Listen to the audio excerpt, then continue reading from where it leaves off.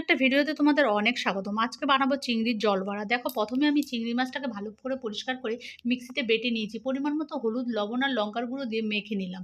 তারপরে হাতে লেগে যাচ্ছে বলে একটু তেল দিয়ে আবার একটু মেখে রাখলাম। তারপরে কড়াইতে দিয়েছি সর্ষের তেল, দিলাম হচ্ছে গোটা গরম মশলা, শুকনো লঙ্কা ফোড়ন, আর দিলাম হচ্ছে পেঁয়াজ বেটে রেখেছি সেটাকে দিয়ে দিলাম। আর দিলাম আদা, রসুন আর পাকা লঙ্কা বেটে রেখেছি সেটাকে দিয়ে দিলাম। ভালো করে মশলা কষিয়ে নেবো। পরিমাণ মতো হলুদ আর লবণ দিলাম। তারপরে দিয়ে দেবো হচ্ছে একটুখানি লাল লঙ্কার গুঁড়ো আর ঝাল লঙ্কার গুঁড়ো দিয়ে মশলাটাকে ভালো করে কষাতে হবে। তারপরে একটু জিরের গুঁড়ো দিলাম, দিয়ে ভালো করে আবারও মশলা কষিয়ে নেবো। এ সময় গ্যাসের ফ্লেমটাকে মিডিয়ামে রাখবো। একটু মশলা বাটি ধোয়া জল দিলাম। তারপরে দেখো, মশলা কষানোর পর যে একটু নারকেল দুধ তৈরি করে রেখেছি সেটাকে দিলাম। পরিমাণ মতো একটু মিষ্টি ফেলে দিলাম। এ সময় ঝোলটাকে খুব হাই ফ্লেমে ফোটাতে হবে। ফুটিয়ে টকবক করে ফুটবে, ওই সময় বড়াগুলো দিতে হবে। বড়াগুলো যখন তৈরি হয়ে যাবে না, উপরে এমনিই ভেসে আসবে, কোনো নাড়াচাড়ি করারও দরকার হবে না। দেখো, কাঁচা লঙ্কা চিড়ে দিয়েছি, একটু ঘি ফেলে দিলাম। ভালো লাগলে অবশ্যই একটা লাইক করো।